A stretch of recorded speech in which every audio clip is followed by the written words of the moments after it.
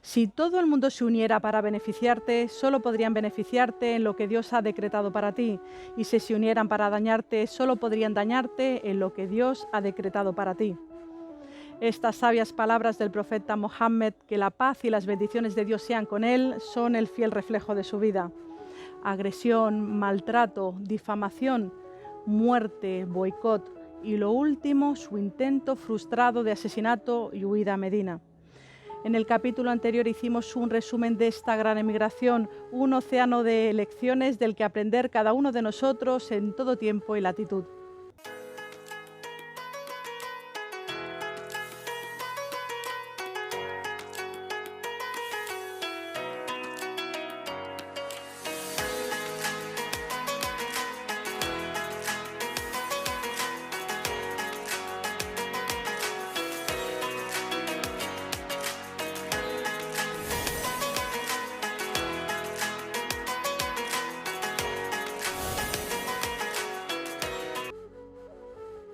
Bienvenidos a Canal Fasila y saludos a todos.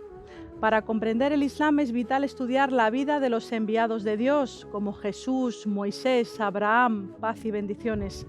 Y en todos ellos tenemos el ejemplo perfecto. El profeta Mohammed, por ser el más reciente, el último de los profetas, tenemos mucha más información de su vida.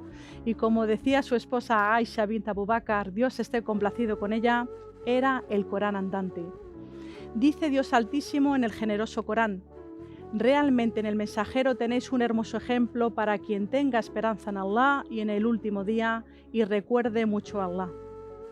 Nuestro Creador en su sabiduría ha enviado profetas y mensajeros de carne y hueso, seres humanos como nosotros, y por eso los vemos como modelos reales y nos identificamos con sus historias.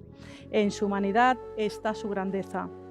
Vemos algunas enseñanzas de esta emigración. Las obras son por las intenciones, dice el profeta Mohammed, que la paz y las bendiciones sean con él. Lo más importante en una acción es su propósito, la nía. ¿Y cuál fue la clave para que esta misión triunfara? La fe.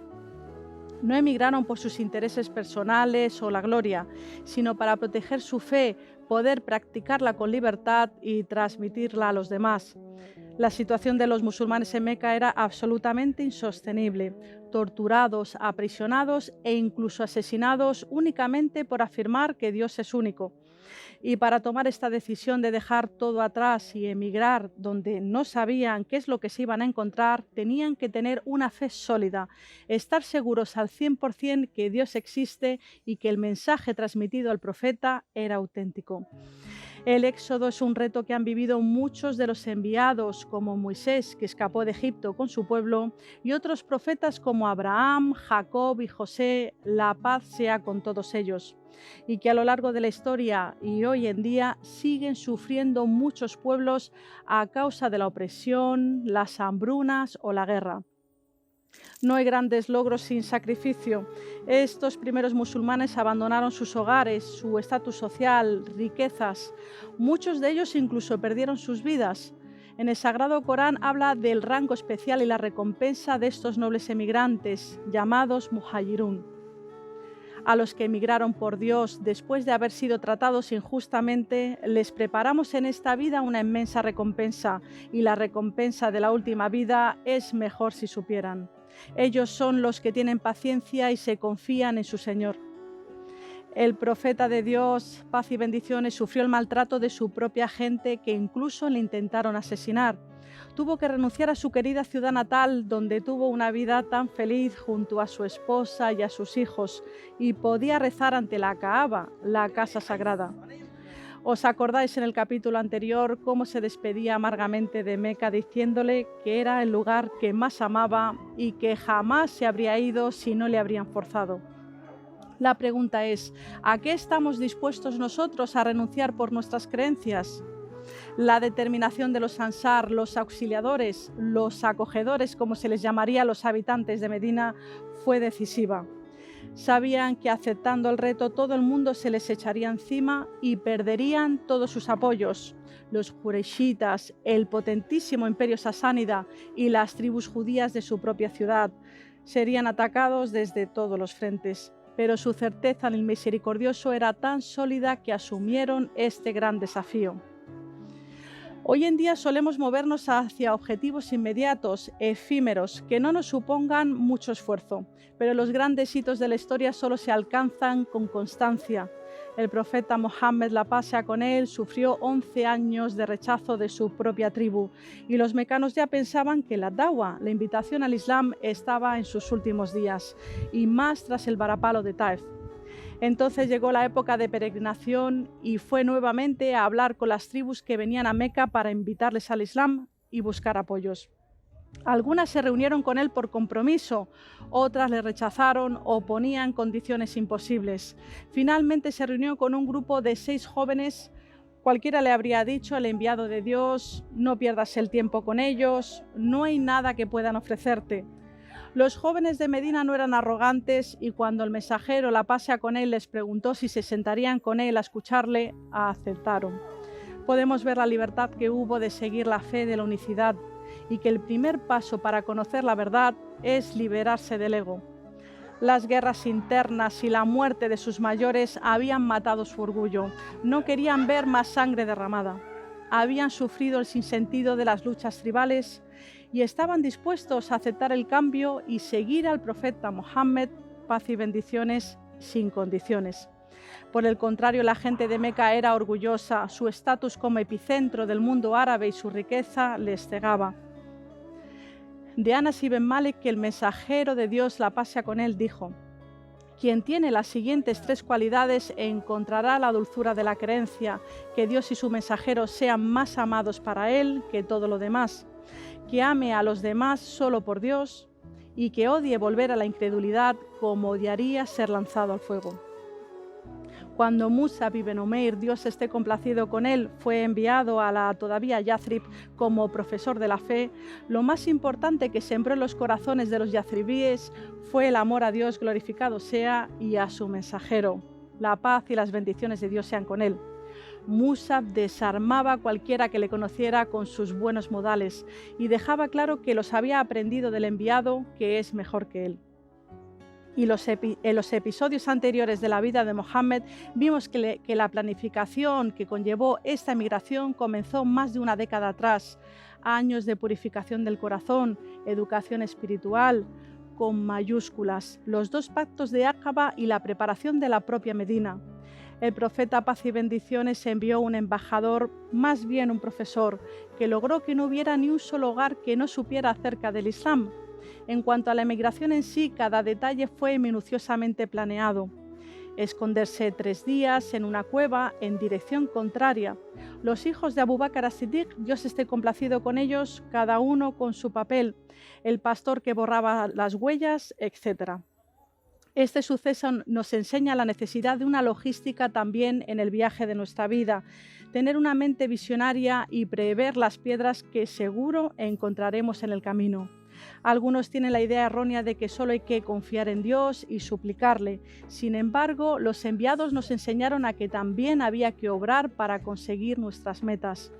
Es conocido el suceso en el que un beduino llega con un camello y se sienta sin atarlo. El mensajero de Dios le dice que lo ate, a lo que el primero le pregunta si no tenía solamente que confiar en Dios. El enviado le respondió que confiara, pero primero atara su camello. Ya parece que nos hayamos olvidado del confinamiento y de cómo nos hizo darnos cuenta de nuestra necesidad de socialización y de unirnos para trabajar juntos por los mismos objetivos. Si queremos que una sociedad sea exitosa, necesitamos personas de todos los estratos sociales, etnias, religión, edad y trayectorias de vida. Esta primera comunidad se apoyaba y respetaba entre sí. Eran como los ladrillos de una misma casa. Es maravilloso saber que la palabra que traducimos como comunidad en árabe, umma, deriva de la palabra madre. Y ese es el sentido de umma, vivir, compartir, ayudarnos como hermanos. También vimos qué papel tan importante tuvieron los jóvenes, como los hijos de Abu Bakr as-Siddiq, Dios esté complacido con ellos. El profeta, la paz sea con él, los empoderó y depositó en ellos su confianza para un proyecto tan arriesgado, en lugar de tratarlos como niños o incapaces. En 13 años de prédica en Meca, el mensajero de Dios no emigró, sino que permaneció entre aquellos que les maltrataban. Vivía rodeado de inmoralidad, injusticia y politeísmo. Se quedó para ser luz entre la oscuridad. Un buen creyente debe ser ejemplo allá donde esté, dar lo mejor de sí mismo e iluminar su entorno. Nunca victimizarnos culpando a la sociedad de no hacer el bien o no practicar nuestra religión al 100%. Recordemos que no ha habido ambiente más hostil al Islam que la propia Meca. ¿Quién lo diría hoy en día, verdad? No podemos romantizar la práctica de la religión y pensar que no habrá obstáculos. La dawa, presentar, dar a conocer el Islam a la gente, debe ser con los modales antes que con las palabras.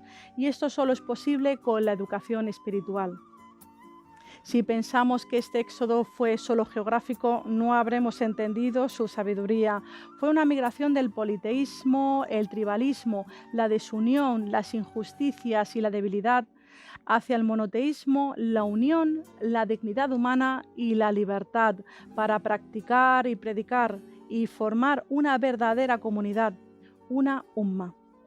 El gran sabio Ibn al-Qayyim, en su Ar-Risala at-Tabukiyya, habla de estos dos tipos de migración, la física y la espiritual, y esta última tiene como objetivo la obediencia y cercanía a Dios y a su mensajero, que la paz sea con él. La pregunta es, ¿podemos nosotros en el siglo XXI imitar esta migración? En un dicho profético encontramos la respuesta. Abdullah ibn Omar, Dios esté complacido con él, reportó que el mensajero, la paz sea con él, dice: el musulmán es aquel del que la gente está a salvo de su lengua y su mano, y el muhajir, el emigrante, es el que abandona lo que Dios ha prohibido. Así que hacer la égira, la gran emigración, no es solo desplazarse de un lugar a otro, sino ir de lo que el Altísimo ha prohibido a lo que ha permitido y ama.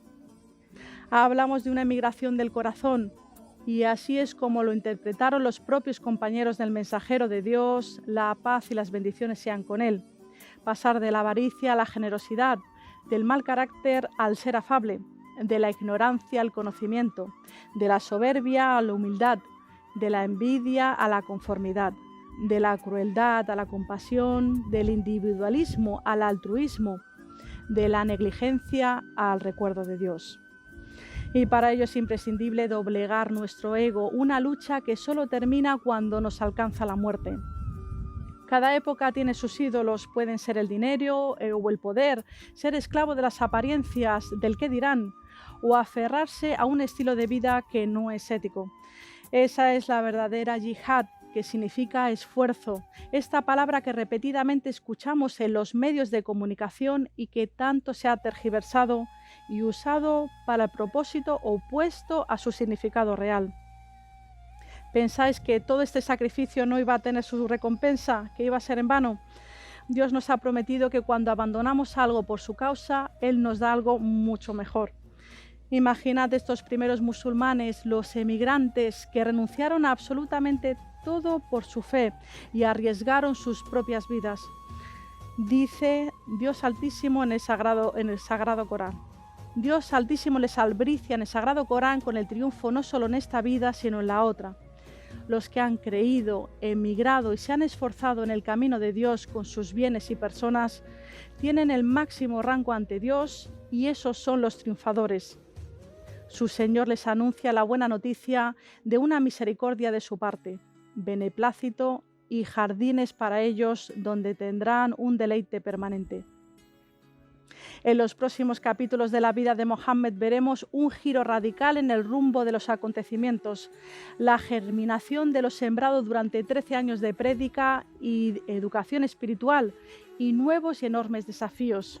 Esperamos vuestros comentarios y preguntas en nuestras redes sociales. Hasta la próxima semana, si Dios quiere. As-salamu alaikum.